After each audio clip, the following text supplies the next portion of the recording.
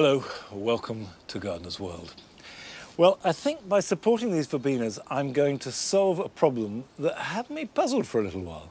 Because the water feature here in the middle of the Paradise Garden, over a week or so, has been working less and less well. The water level's been dropping, and I couldn't work out what it was. I thought maybe there was a leak. But then I finally worked it out, because we've had some really rough weather over the last week or so, lots of wind, and it's bashed the verbena so that the plants have fallen into the water, so that the water was running down the stems, back into the border, out of the sump.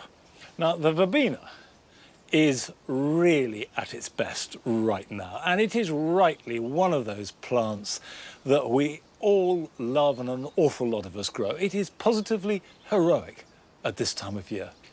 Now, in some gardens, it's setting seed and the seed is germinating and you get a mass of seedlings growing for next spring.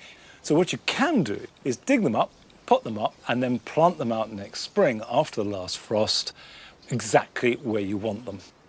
However, these plants overwintered as bigger plants and they've grown back better than ever. So you can grow them as annuals, you can keep them as perennials, you can have seedlings. However you grow Verbena bonariensis, it is always a fabulous plant. Coming up on today's programme, we meet a gardener whose discovery of garden design has been the key to managing her mental health. There's some magic here and I can't explain what. This garden for me is just like an antidepressant in a bottle. And Carol is knee-deep in blazing hot colour as she celebrates the late summer favourite, Monadas. Bee balm, horse mint, bergamot, a multitude of names, but a singularly beautiful plant. And I'll be adding some late-season colour to the grass borders.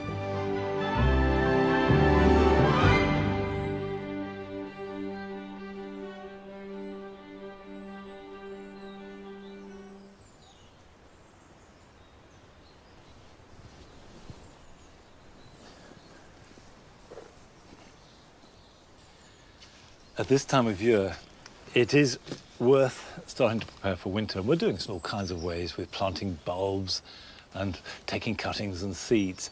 But it's good to have a little bit of winter indulgence too, to plant something purely for the instant pleasure it gives. Something that is going to lighten up the next few months. And I've got exactly the right thing, because this is Floris cyclamen, Cyclamen persicum. If you compare them to Cyclamen hederifolium, which is growing outside in the garden now and will go on flowering for another month or two, you can see that this has got fewer flowers and is more delicate, whereas this, the flowers are packed onto the plant. And of course, that's why they are so popular. They've been grown and bred from the species for the last 150 years. The first thing to do is to mix up a nice loose compost. I've added quite a lot of vermiculite and also leaf mould to my bark-based compost. That will enable it to have a loose root run, which is what it likes. We'll put some in a pot, and I'm going to put all three into this pot because we want a simple but dramatic effect right from the outset. We're not waiting for these to perform. They are going to do it today. And then put the soil around them. They're very easy to grow, both as a house plant, and you can grow them outside, but there is something you do need to watch, because unlike Cyclamen hederifolium or Cyclamen coum, these are not frost hardy. They have evolved to cope with a Mediterranean winter, which is cool, but not cold. And the cool is important. If you put them into a hot, centrally heated house, they won't last very long at all. It won't kill them, they'll just finish flowering and that'll be that. What they like to be is cool, slightly shaded. They can have bright sunshine for half the day. So a porch is ideal, a cool window, not above a radiator, a cool greenhouse if you've got it. But they can stay outside, certainly for the rest of this month here, and if there is frost forecast, then you need to put them under cover. What I love about these cyclamens is that you don't need a big space to get a really big hit of colour and pleasure from these plants.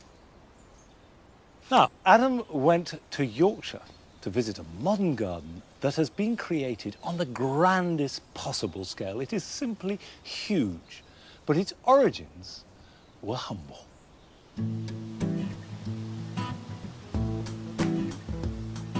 It's always good to visit a garden with personality, and some show their colours as soon as you walk through the gate. I know, great, aren't they? I've come to a garden called Breezy Knees, which is just outside York, and it's 20 acres, which makes it one of the biggest gardens up north. And I'm looking forward to meeting the couple that have put it together. Mind you, I'm not so sure I want to meet the bloke that owns these Wellington boots. Breezy Knees is the garden of Mary Len and Colin Parker, who brought the 20 acres when they retired. Back then, it was a field of potatoes with just one line of oaks. And despite no formal training, they set out to build a massive garden. So when you bought this piece of land, your friends and family, what did they say? What did they think? To start with, they all thought we were off our trolleys. Completely. They thought, they're mad. I'm sure they did. Now, I don't know. As the land was so flat, exposed and breezy, hence the name, the priority was windbreaks. We spent the first 7-8 years just putting in trees and hedging. Then once we'd got that done, we then came alongside to put the different features in. The hedges created 18 different garden rooms, like the fountain garden, the lawned garden, and the cottage garden, each with its own distinctive planting. I mean, you've obviously got that passion for plants, but how many plants you got here? Perennials, we'll have about 5,000. Wow. Shrubs, this is varieties, not Yeah, number. yeah. Shrubs, we'll have about 2,000, and trees, about 1,000. There were so many plants that we put in here that I'd never even heard of when we started this. And you just go around and you pick it up and you learn. It's incredible. You're talking to me like it's totally normal to take Well, on because- this massive piece of land. No, you just keep doing it. It's enthusiasm. You need enthusiasm and determination, and knowledge follows later on. These huge gardens are maintained with the equivalent of just 2 full-time staff and a lot of legwork. How many miles do you think you walk in a week, mate? Marilyn has a pedometer, and Is it's she? about 6 or 7 miles a day. Wow. Yeah. It is such a vast site. But so this area, all about shade? This is. Most of the areas we've got are fairly open areas, so this is an area underneath these Manchester poplars that obviously lends itself to shade. These plants, a lot of these will not survive out in the open. So a lot of the hostas, You got euphorbia, what's that, polychroma, I that's think, there, isn't it? polychroma. Yeah, although that will grow in the quite open. happily. What's quite interesting as well, though, you know, you're on a vast scale here, the lovely little collections of plants, people can take those ideas home, can't they? Well, that's the combination of the hosta and the euphorbia polychroma, which is finished flowering now. Yeah. But in April and May, it is a really nice combination. And that's the real joy of this garden, with so many plants and so many areas.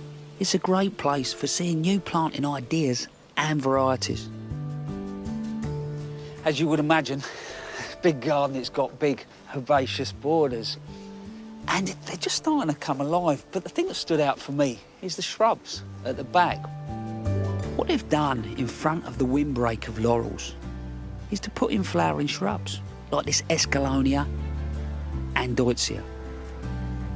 And as they fade into the background, this lot will really start to come alive.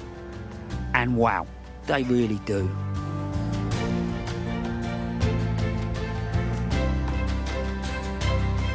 By the middle of July, these borders are singing with lots of combinations.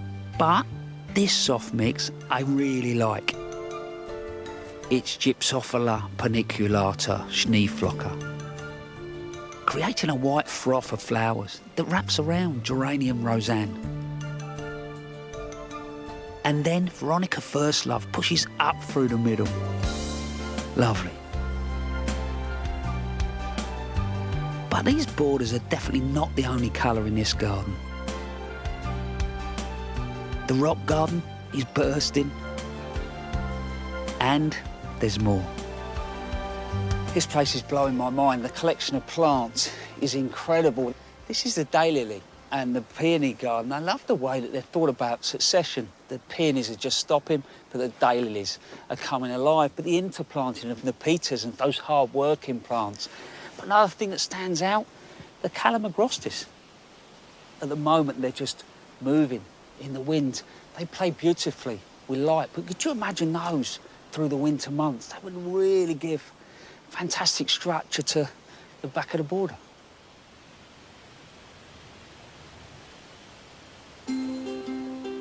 There's lots of places to stop and rest here, which you need of a garden of this size.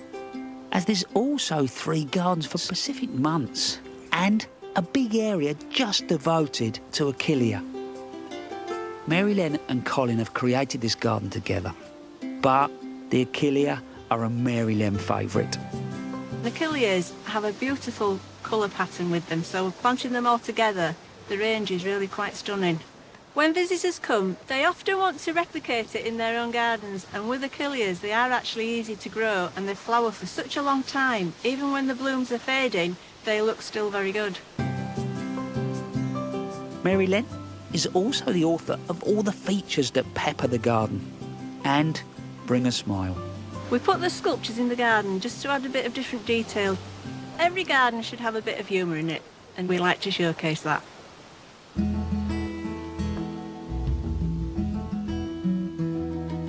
It's hard to believe that that line of oak trees 20 years ago was the only thing on this site. It's incredible what this couple have achieved, but also for me it proves something. Whether you know 10 plants or 10,000 plants, if you've got a little bit of determination and a dream, you might be surprised what you can achieve.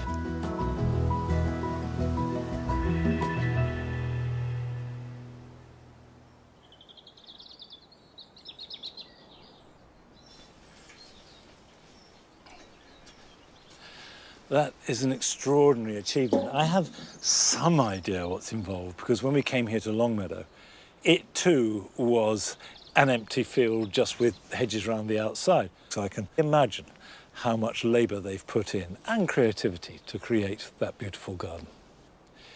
At this time of year, what we all want is to keep the garden looking as good as possible for as long as possible. But to help that on the way, any plant in a container will need feeding. It will have exhausted the food from the compost, but not just any old feed. It needs to be a feed that is high in potash, and that will feed flowers, roots, and fruits if there are any. Now, a potash feed can come from various sources. You can get liquid seaweed, any tomato feed will be really good. And in this recycled container, I've got homemade comfrey feed. Now, the mixture wants to be roughly 20-30 to 1, but I just splash it in. And it is ideal for these citrus because these will produce flowers all the year round. And if I feed them now for another month or so before they go under cover indoors, that sets them up for winter. And then I stop feeding them over winter. I practically stop watering them too. So they go relatively dormant, but they will still produce flowers and they will still produce fruit in the winter. Now, there are lots of feeds you can make, but we've been sent a film from one of our younger viewers who uses worms for the source of his plant food. Hello everyone, and my name's Owen, and here's Alfie, my dog. And what I'm going to be speaking about today is my wormery compost bin. This has got worms called tiger worms in it, and I use this to get rid of all our food scraps. And this is a really efficient way of doing it, and it makes a really good compost called vermicompost. And I use this to feed the soil where I'm growing my runner beans this year. And what you do is you do a layer, so you do a layer of food waste, then you do about 2 inches of dampened and shredded up newspaper. And another useful product that you get from this with these wormeries is something called worm tea or worm juice. And as disgusting as it sounds, it's a liquid that comes out the tap on my wormery, and you can dilute it with water to feed things like maybe tomatoes. Alfie likes to help me thin the apples, and then he lies down in the sun next to them. And something else that I like to do is upcycle and use reclaimed materials. So here, I've got my greenhouse, which I only spent about £20 on it, because all I bought was the end pieces, which is sort of a webbed or knitted polytunnel fabric, and on hinges and screws. And then the rest is all pallet wood, old fence posts. We've even got our old coffee table, there's the back on it. And we've also got those, which are the door handles, which is an old Fatsia branch, which I dried out, and then I made into a cool, rustic-looking door handle.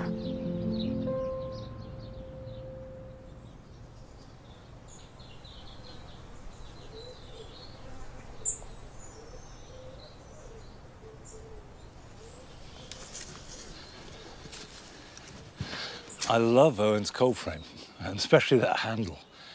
And if there's one thing that helps you produce plants, overwinter them, it's a small greenhouse or a cold frame that you can make yourself.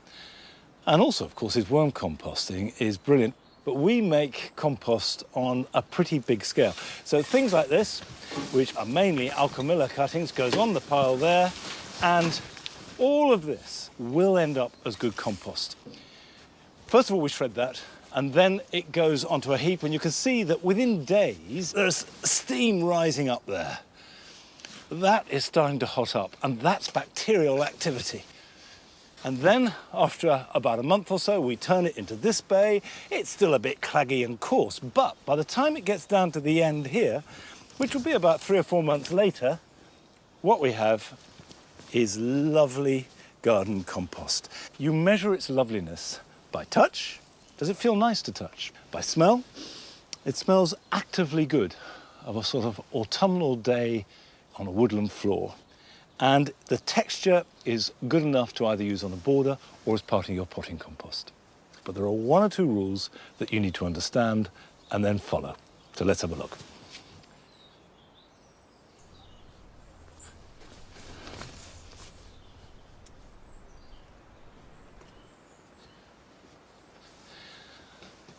The real secret of compost is that it gives life to soil, because compost is made by material being digested by bacteria and fungi and nematodes and the browning worms and beetles and slugs, and you can make it work like a recipe that you know just works and works every time. So let's look at it like a recipe.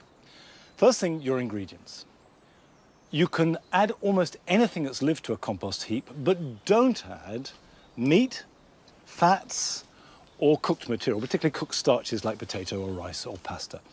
And the main reason for that is not that it won't decompose, because it will in time, but it will do so more slowly, but it will attract rodents. You will get rats.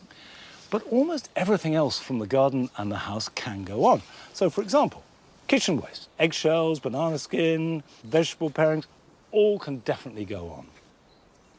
Typically, the most common compostable material that people have are grass clippings, and that certainly is really important. But that is all green material, very high in nitrogen. And if you just have this sort of waste, what you'll end up with is a sort of green, sludgy slurry. And that's because it's short of oxygen and carbon. Now, carbon comes from brown material. And at this time of year, there's a lot of it. You've got all the dried stems of plants. Straw is archetypal brown material. You can use brown paper. You can use egg boxes. And if you've got cardboard, don't just put it in flat, but rip it up. And you need to mix the green material and the brown material on at least a 50-50 basis. Now, you can just mix them up and it'll work fine. But if you can chop them up or shred them, it'll work much better. And then you end up with this. And you saw in the bins how that when I disturbed it, there was steam rising up. Now, that steam is heat generated by the trillions of creatures digesting it. But to work successfully, they need water, so don't let it get too dry, and they need oxygen. So leave it for about 3 or 4 weeks, and then turn it So lots of air can get in there. And if you turn it a couple of times, you get to this point. It's not perfect. There are bits and pieces there that haven't composted at all. It's a bit stuck together. This is fine to use around hedges or shrubs, or to spread on the border in autumn as a mulch, because over winter that will break down and be incorporated into the soil. But if you want to put it onto a vegetable garden in spring or summer, or use it as part of your potting compost, you need to turn it again. And this is how it can become. And what this is doing is adding life to the soil. Essentially, this is a medium for holding bacteria and fungi. And when you put an inch layer over the soil, it's like a starter dome. It recharges the soil, and that extraordinary complex relationship, which I don't begin to understand, between life in the soil and the roots of plants is what makes your garden grow. Much of the mystery and magic of compost depends upon creatures that are so small that we can't possibly see them. But it's now a good opportunity to go back and have another look at a visit that Nick made to a man who has developed a technique of looking at tiny creatures in our soil that you can see, and to hear about the remarkable role they play in creating our gardens.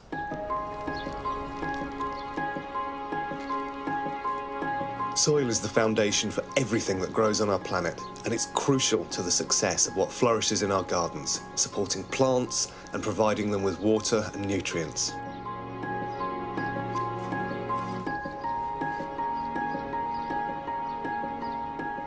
Worms and beetles do their bit to keep the soil healthy, but deep underground, there's a host of other critical creatures that are owed some long overdue respect. Dr. Charlie Clutterbuck is a soil zoologist, an expert in microscopic creatures who spent his career exploring the importance of this macro world. I've come to his garden in Lancashire to learn more about the critters that he believes are vital to a healthy and productive garden. Now, I'm hoping you can give us some insight into this incredible ecosystem that's happening underneath us. I'd like to, because most people treat it like dirt, don't they? Whereas it's actually the living force for the whole planet. Under this garden here, there's probably half worms and half mesofauna. And they're actually doing a lot more work than worms do, believe it or not. And with a simple tin can, Charlie can show me up close what these mesofauna are all about.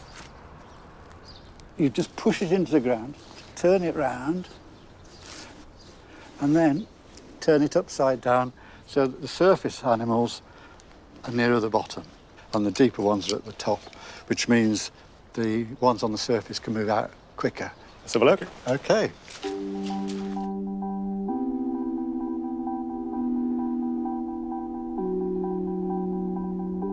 So, this is the garage lab, Charlie. It is indeed.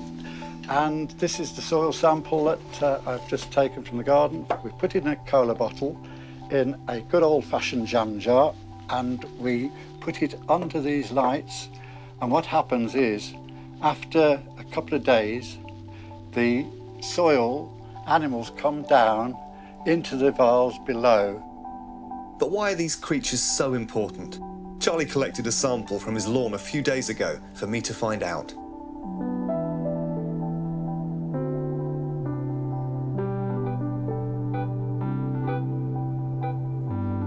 There we put a microscope on it, and these black creatures with the antennae running around fast, they're springtails. I mean, it's amazing. There's so many of them. Well, those springtails, their main role is eating up the debris of the roots. The roots are sloughing off the skin all the time. They're eating that, so they're keeping the plants healthy. So, in other words, the plant can absorb more moisture because its roots are clean. That's right, yeah, much more. Yeah. And there's a white springtail. That's That's something called an onychurid, and they are known for transporting the spores of the fungi to the roots. These creatures are like the bees of the soil. They're accidentally, if you like, pollinating the roots with the fungal spores. Gardeners are aware that you can use a mycorrhizal fungi to help extend the root reach of your plants. In other words, the fungi gets into the roots, grows out, and it helps the plant draw in more water and nutrition. But these guys are pivotal in that process as well. Yes, we need the creatures as well to make it work. On its own, it just stays where it is.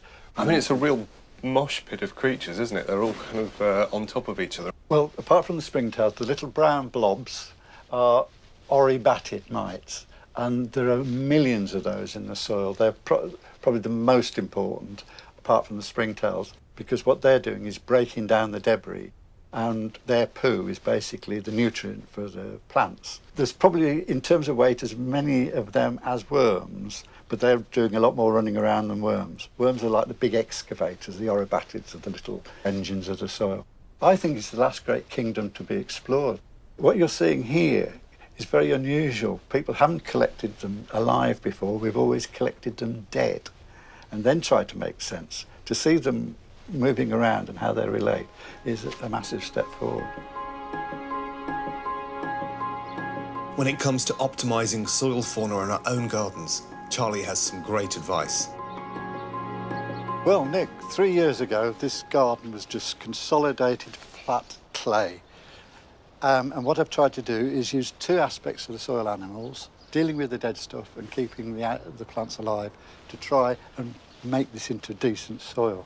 So I added woodland litter to the dirt, which is what it was then, and the worms and the soil animals are now turning that into soil. Woodland litter is good because there's 4 times as many creatures in that as they are in this sort of soil. So why is there more fauna in woodland soil? Because that's basically where they originated from. Also, what I did was turf, cut the lawn up and put it into the bed so that the other soil animals, those little springtails, they can help bring the fungi, the mycorrhiza fungi, to the roots. And I think I was rather pleased that these fruit trees, just in 3 years, are doing as well as they are. And I put it down to, obviously, the fertiliser and the fungi, but also those little soil creatures. And if you want to have a quick test of whether it's working or not, put a jam jar in the ground and see if you catch ground beetles the next morning. And so they're a real indicator that says the fauna's improved, it's working. When you see the black beetles running around, you know that they're preying on those soil animals, telling you that's a healthy soil.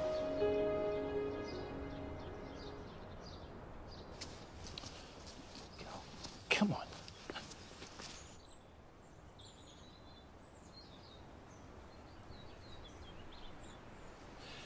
Someone once said to me that we know more about the universe and the stars around us than we do anything below the top 6 inches of the soil.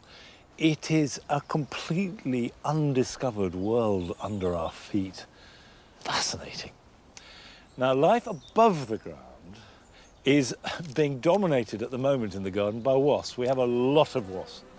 They're gorging themselves on the grapes in the greenhouse and also eating the pears. Wherever there's slight damage, the wasps just pile in. So it's really important that at this time of year you check your pears if you're growing them to see if they're ripe. Now that's a slightly complicated thing because you don't ripen pears on the tree. You have to pick them before they're fully ripe, but you know when to pick them by one simple technique. If you put your finger on the stalk and just lift it up to horizontal, there we are, it's come away in my hand. And you can see that the stalk is intact, and that's really important. Don't use secateurs to cut it. And if you lift it to the horizontal and it doesn't break, it's not ready. So come back the next day. And although this is really hard, treat it carefully. This will bruise very easily. And then if you want it to ripen now, put it on a sunny windowsill and leave it for somewhere between 3 and 10 days. If you want to store them, and pears don't store terribly well, they need to be in a cool, dark place. But because they don't store well, that's why you have to grow them, because they ripen and are only good for about 2 days. And you check that by feeling the top. If you just press gently with your thumb, if it gives and is soft, then that is ripe. The humble pear is one of the most exotic things you can ever eat if you get it dead right. Now, still to come. Carol will be celebrating one of the season's most flamboyant flowers. Monadas are strong, healthy, accommodating plants. But for me, the reason for growing monadas is just for the exotic and outrageous nature of these show-stopping flowers. But first, we have another film sent in by you, and this time it's from a gardener in West Drayton in London, who over the course of the last few months has made the most that she possibly could from her front garden. Hi, I'm Prem. I live in London and this is my front garden. So a year ago today, this was a weedy, completely unused front lawn. I didn't do very much. I left the grass where it was, covered it over with a layer of cardboard and added some grass clippings on top of that. Then I added a thick layer of compost on top of that and left it to do its thing over the winter. As you can see, it's doing quite a lot now. There's dahlias and cosmos as far as the eye can see, amongst lots of other flowers. And then I've got lots of vegetables, some hidden, like the pak choy and the dwarf beans, and others not quite so hidden, like the winter squash and the summer squash, and also some tomatoes up the back there. I've also got things like celeriac and soybeans growing out here too. We also planted a few fruit trees, so I've got a quince, a plum tree and a pear tree. So hopefully in the coming years we'll get lots of fruits out of those. Cultivating this new space has been absolutely fantastic for me, not least because it has tripled my growing space and means that I have almost all the space I want to grow all the fruits and vegetables and flowers that I want to. But also during lockdown, what it's done is made me feel a lot more connected to my local community, because I see and speak to a lot more of the neighbours because they walk past while I'm watering or weeding or planting new things.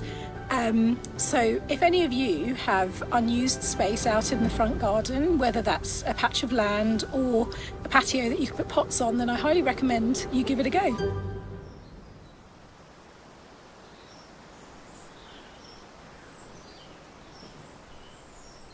I really like this idea that Prem talked about, is of the front garden being the link to your community, particularly at this time. And a plant that I would heartily recommend for front or back garden is this. It's Helianthus lemon queen. It's my favourite sunflower. But this is an herbaceous perennial. It will grow whatever the weather. It's really hardy. It's quite late to come into growth and into flower, but will flower on into autumn. And it works beautifully here in the grass borders, and it manages to combine being quite a good, strong, upright plant that spreads well with these lovely, almost delicate flowers. Now, for a lot of us, and I would include myself in this, gardens have a really profound importance in the way that they look after us as much as we look after them. It can be an important healing aspect in our lives. And this is certainly the case for Angela Plant. And we went to Walsall to visit her garden.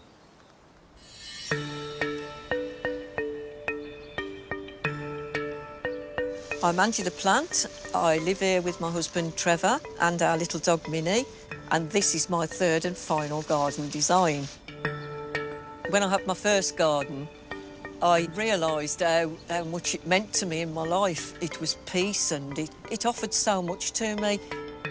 When you see that seedling has taken and there's life there, it's like a new baby actually, like a newborn. And soon it becomes a big plant and you think, I've grown that and created that lovely life. There's nothing about gardening I dislike. I really love it. I've suffered all my life with depression and anxiety. Many times not being able to answer the door or go shopping or go out.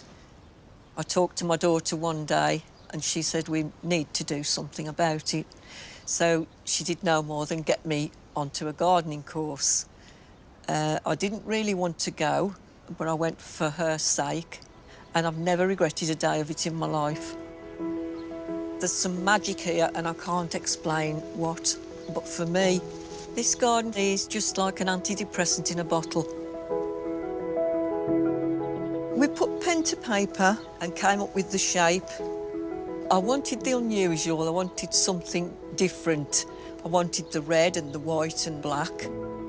Made a feature of our Trachycarpus, seating area down the bottom and up the top. And this is how it's materialised. I love the seclusion and being wrapped up in a blanket of leaves. These kind of plants, it's the texture, the leaf size, the architectural shapes, and it's bold and big and in your face and gorgeous.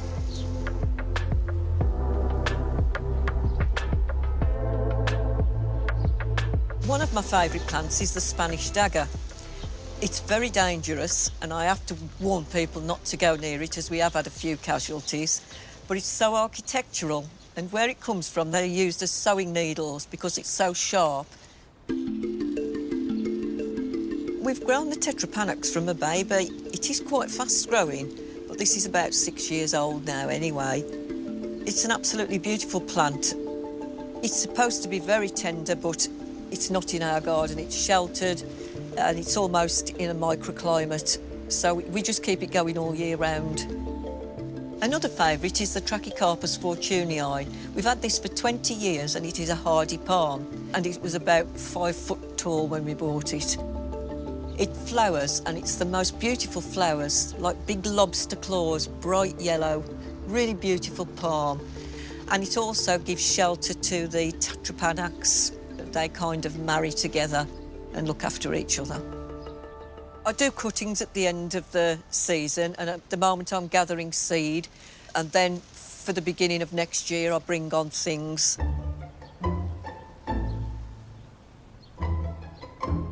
This is Stan and Eddie. Stan's our resident security guard. We got him from a charity shop, and he came home in our car with his legs sticking out the window.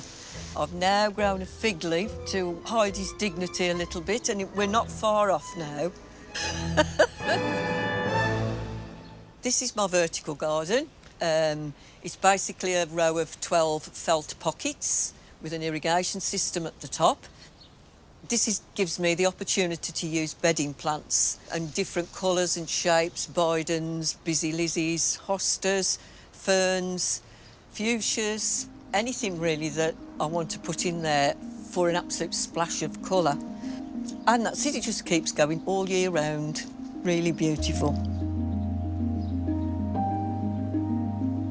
Once a year we use nematodes, deter the slugs and the snails. But we also use wool pellets. When it's watered, it turns into a mulch. Trevor helps a lot in the garden. We work together, really. His baby is the tree ferns. Trev does all the watering. I do the deadheading. Keep it manicured, if you like. I think gardening is now part of my life. I don't think I could manage without a garden. I feel it's just a safety blanket. When I step into the garden, it's like it becomes a different world. I probably become a different person. It just lifts the whole of my spirits and my body. I just find it difficult to put into words how much I really love this garden.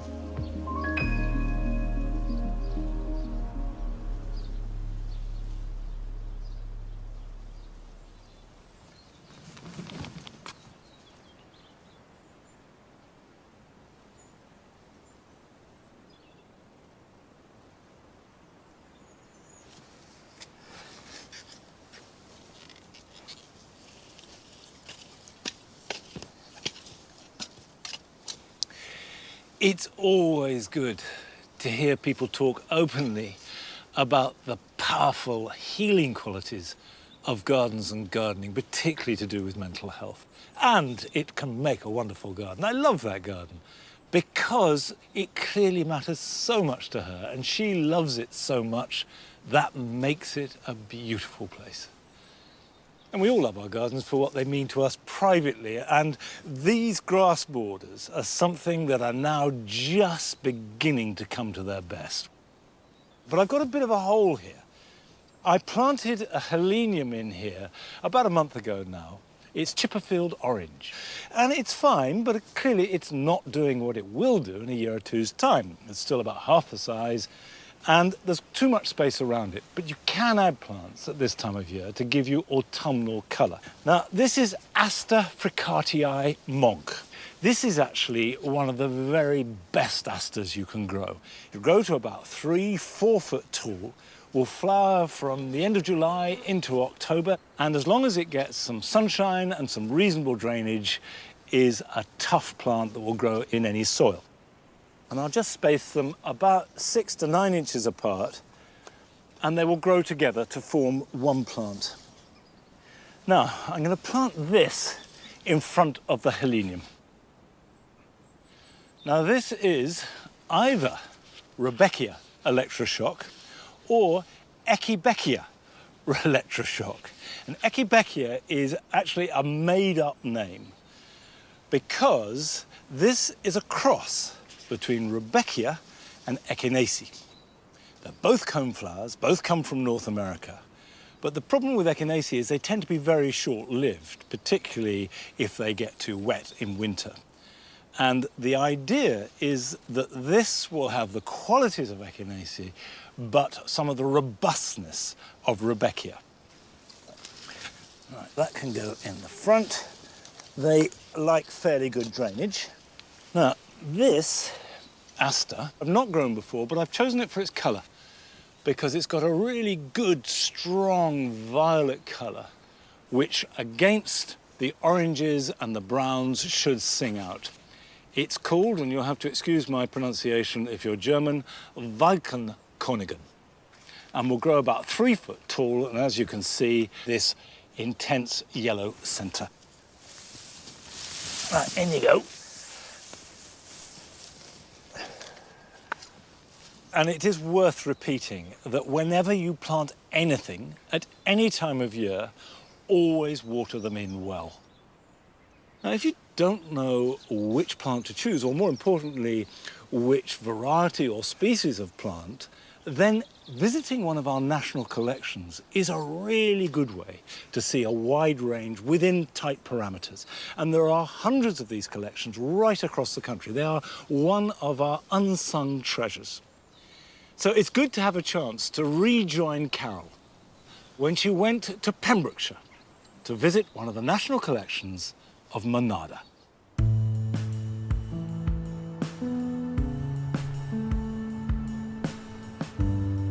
Oswego tea, bee balm, horse mint, bergamot, a multitude of names, but a singularly beautiful plant.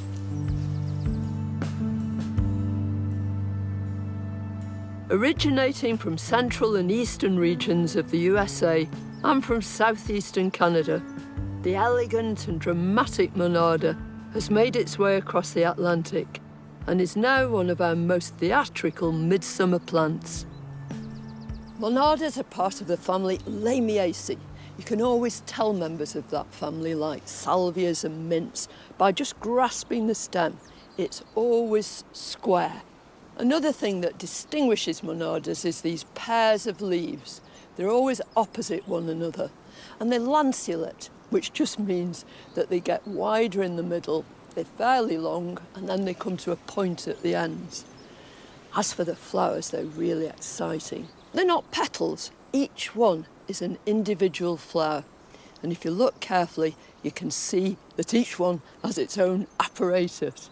First of all, there's a stigma, which protrudes furthest. So that's the female bit that's going to receive pollen.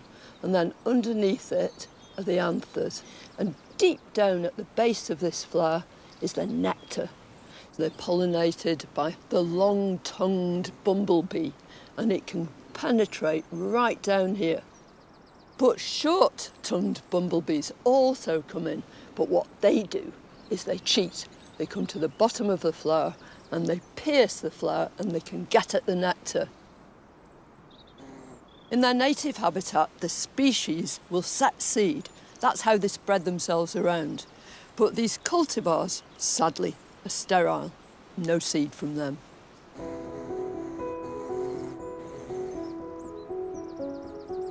In its native habitat, it's from places where the soil is rich, where there's lots and lots of moisture at its roots, so include loads of organic content when you're planting them. And don't mulch too deeply, because these are plants that move out across the surface of the soil. And if you want your plant to look pucker for ages and ages and to go on flowering right the way through the summer, then what you want to do is deadhead regularly. Because cultivars seldom produce seed, and to guarantee you've got a clone of the plant you want, there are 3 ways to propagate monadas vegetatively. The first is fertile around just under the surface of the soil until you discover stems that have already started to root. Detach a rooted piece, pot it up in free-draining but moisture-retentive compost. Put it in a cool, sheltered place.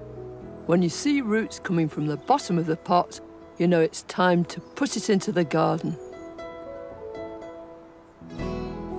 Another way is to take cuttings. Choose fresh, unflowered shoots. Cut above a leaf node so the plant will recover. Well, because these cuttings are very soft and green, I want to take them as quickly as I possibly can. First of all, cut right under a leaf node like that. Remove that bottom leaf. This is the place which is going to make roots most easily. And then I need to nip out the top. And then just make a little hole in the edge, up to the base of those bottom leaves. Never have any of the leaf under the surface of the compost, because that'll make the cutting rot.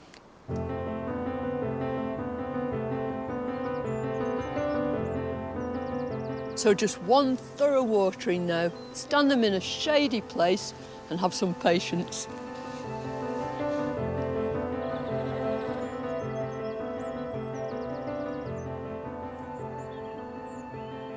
Although, on the whole, monadas are strong, healthy, accommodating plants, there is one complaint that some of them tend to suffer from, and that is powdery mildew. It becomes covered in this sort of white deposit, and there's one main cause for it. Plants become prone to this when they're too dry at the roots, so it's vital to keep them really well watered. It won't actually do the plant any harm.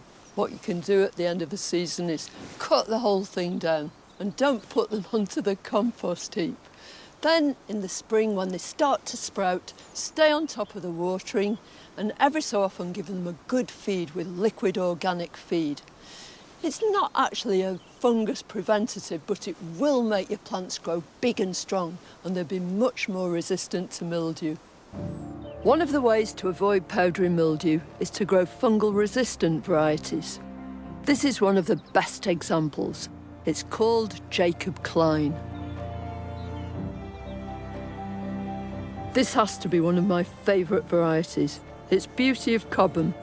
It's a very old variety, and it's the parent of lots of modern cultivars. What's particularly charming about it is the contrast between the pale pink flowers and the dark calyces, bracts and stems.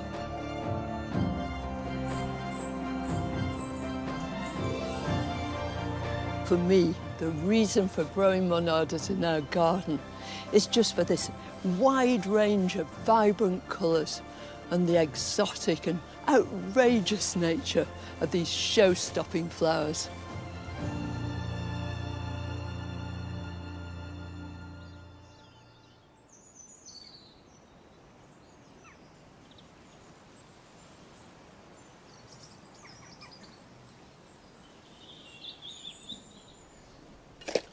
Although visiting a national collection is undoubtedly one of the best ways of seeing a specific group of plants through their variety, but grown as well as they possibly can, so you get a really accurate idea of what it can look like, I'm afraid you can't visit that collection this year, but it hopes to be reopened next year. Now, I've planted a few Cyclamen persicum in pots, but I've got here a tray of Cyclamen hederifolium, which are much hardier. You can see this vivid colour, and these will survive hopefully for years because they can live a long time, and also they spread. So if you plant a few, and I'm going to spread these out along these orchard borders, in time they will fill the gaps for you. One of the best things about them is they grow very happily in dry shade. So in places like this, underneath this pear tree, they're very, very useful. And I'll put that in there, and you can see the reason why it's called hederifolium is because the leaves are a bit like ivy. Hedera, of course, is the name for ivy. Now, when you buy them in pots like this, of course, you just plant them as they're grown in the pot. But if you buy the tubers, there is a tendency to plant them very close to the surface, but that's a mistake. They should be planted about 1.5 inches or 2 inches down. Now, these will flower from the middle of August through to about November. And then the cyclamen that flowers in the new year in February and March is Cyclamen coum. But never plant hederifolium and coum together, because if you do, hederifolium will always take over and you'll lose the coum. Now, it's time for the last of the films that you have sent in to us. And this is from John Butcher in Market Drayton, who shows us that even if you've got a small garden, that doesn't stop you creating a range of habitats that will look after and encourage wildlife. Hi Gardeners World, welcome to our Shropshire garden. Come and see. Fight your way through the plant. Now our garden's not the biggest, but I think you can agree it's certainly full. The main kind of ethos of the garden really is to try and attract as many insects and animals really as possible. So we have things like cosmos, Rubina bonariensis, some borage, poppies, salvias, foxgloves which are going over now, some eryngiums which are really nice at the moment and the bees love them. One has just appeared on cue, which is nice. So in a garden that's lacking on space, one thing it makes you do is be creative with that. So what I've done here and also on our woodshed is create a green roof. Basically, all you need to do is create a frame around your roof. Then I lined this, it's got felt and then some plastic sheeting on with holes in to allow for drainage. And then there's a weed suppressant membrane here. This isn't really to keep weeds out, it's just to keep the soil in the structure itself. Then there was the hydroleca pallets. These sit in the bottom about 1 inch or so. So there's a nice layer of drainage. Then we have the soil and perlite and vermiculite mix, and then you can pick and choose your plants. Plants generally should be drought tolerant, so Mediterranean plants are ideal for this, but I think it looks great, and I also think the bees appreciate it too.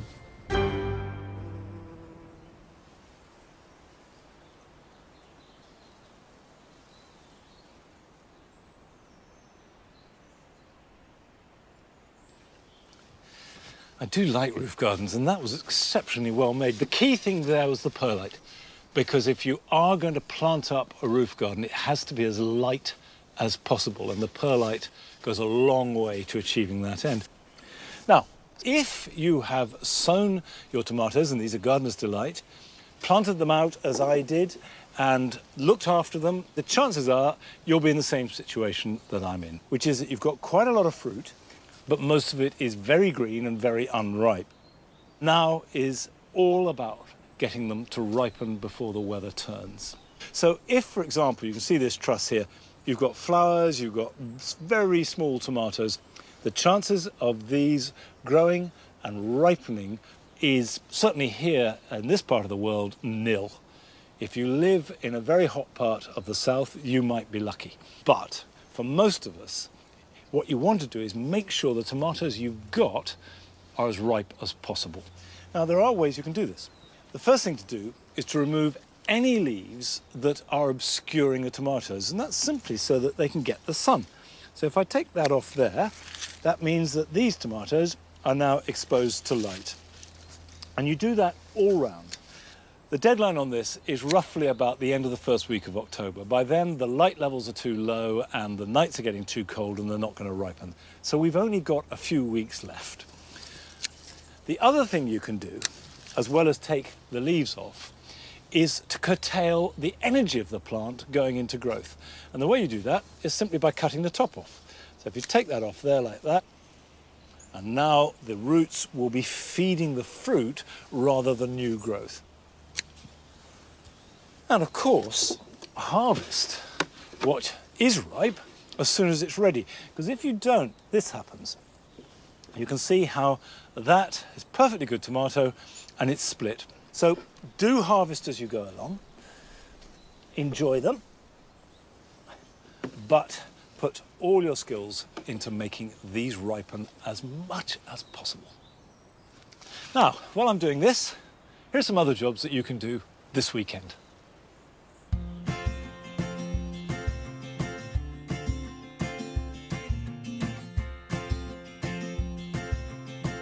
Now is a good time to plant up biennials such as wallflowers, sweet williams, forget-me-nots, or as I am, foxgloves.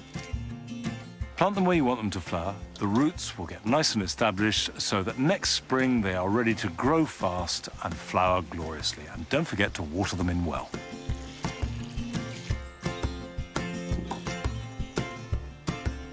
It's been a good year for courgettes, but they do have a habit of growing enormous in the blink of an eye. And you must keep cutting them, and this will extend their season.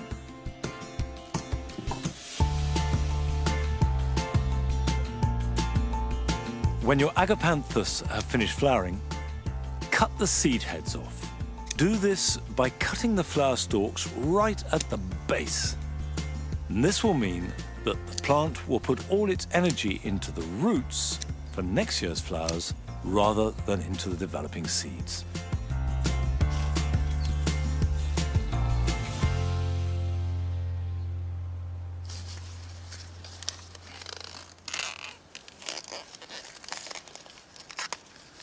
The sweet corn have been exceptionally good this year, and we've been eating them for weeks now, and you can tell when they're ripe because the tassels at the end turn brown and fall, and then you know you've got a really lovely plump corn on the cob inside.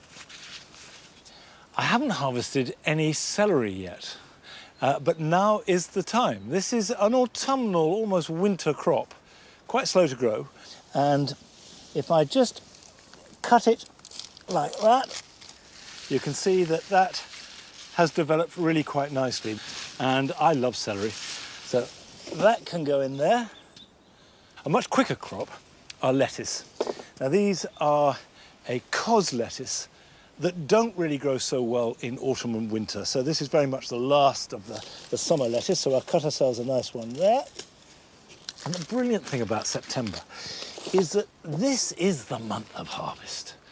This is the month when all that work in the vegetable garden really pays off better than any other time of year. But that's all we've got time for today. I will be back here at Longmeadow at 8 o'clock next Friday. So until then, bye-bye.